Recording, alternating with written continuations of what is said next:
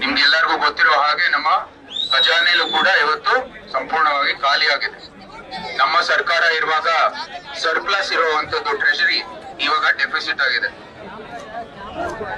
ಇದೇನು ಈ ಗ್ಯಾರಂಟಿ ಸ್ಕೀಮ್ಗಳಿಗೆ ಹಣ ನೀಡಬೇಕು ಉದ್ದೇಶದಿಂದ ಸಂಪೂರ್ಣವಾಗಿ ನಾವು ಏನು ಟ್ರೆಷರಿಯಲ್ಲಿ ಏನು ಸರ್ಪ್ಲಸ್ ಇತ್ತೆ ಇವಾಗ ನಮ್ಗೆ ಡೆಫಿಸಿಟ್ ಇದೆ.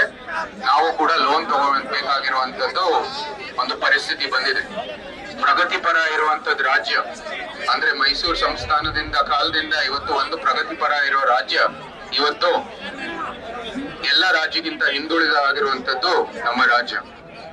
ಕಾರಣ ಅಂದ್ರೆ ಈ ಒಂದು ಭ್ರಷ್ಟ ಸರ್ಕಾರ.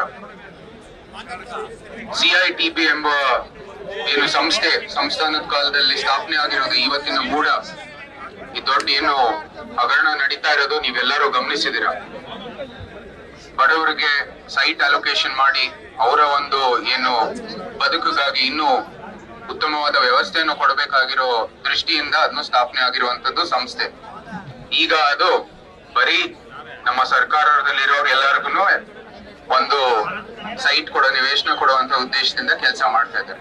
ಅಂದ್ರೆ ಅವ್ರ ಆಸ್ತಿ ಹೆಚ್ಚು ಮಾಡಬೇಕಾಗಿರೋ ದೃಷ್ಟಿಯಿಂದ ಕೆಲಸವನ್ನು ಮಾಡ್ತಾ ಇದ್ದಾರೆ.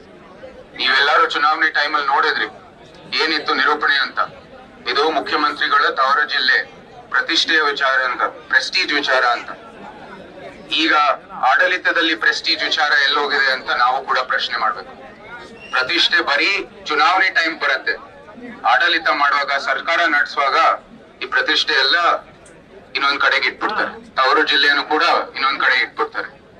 ನಿಜವಾಗ್ಲೂ ಬೇಕಾಗಿರೋದು ಚುನಾವಣೆ ಟೈಮಲ್ಲಿ ಜನರು ಗುರುತಿಸೋದು ಏನಂದ್ರೆ ನೀವು ಆಡಳಿತ ಮಾಡುವಾಗ ಸರ್ಕಾರ ನಡೆಸುವಾಗ ಆ ಸಮಯದಲ್ಲಿ ಇದು ಪ್ರತಿಷ್ಠೆಯಾಗಿ ತಗೊಂಡೋಗ್ಬೇಕಾಗಿರೋದು ಬಹಳ ಮುಖ್ಯ.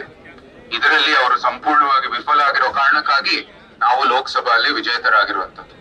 ಅದೇ ರೀತಿ ನಾವೆಲ್ಲರೂ ಅಂದ್ರೆ ಸಮಸ್ತ ಈ ಕೊಡಗು ಮೈಸೂರು ಕ್ಷೇತ್ರ ಇಡೀ ಸಮಸ್ತ ಕರ್ನಾಟಕದ ಏನು ಜನರು ಎಲ್ಲರೂ ಇದ್ದಾರೆ.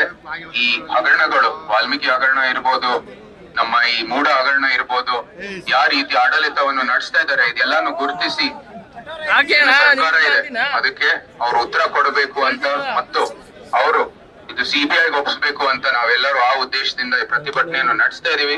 ಇದಕ್ಕೆ ಅವರು ಸ್ಪಂದಿಸಲೇಬೇಕು. ಆ ನಿಟ್ಟಿನಲ್ಲಿ ನಾವೆಲ್ಲರೂ ಮುಂದುವರಿಯೋಣ, ಒಗ್ಗಟ್ಟಾಗಿ ಮುಂದುವರಿತಾ ಶಾಂತಿಯುತವಾಗಿ ಈ ಪ್ರತಿಭಟನೆಯನ್ನು ನಡೆಸೋಣ ಅಂತ ಹೇಳ್ತಾ ನಿಮ್ಮೆಲ್ಲರಿಗೂ ಮತ್ತೊಮ್ಮೆ ನನ್ನ ಧನ್ಯವಾದಗಳನ್ನು ಸಲ್ಲಿಸುತ್ತಾ ಜೈ ಹಿಂದ್, ಜೈ ಕರ್ನಾಟಕ. ನ್ಯೂಸ್ ಫಸ್ಟ್ ನಿರ್ಭೀತಿಯಿಂದ ನಿಮ್ಮ ಪರವಾಗಿ.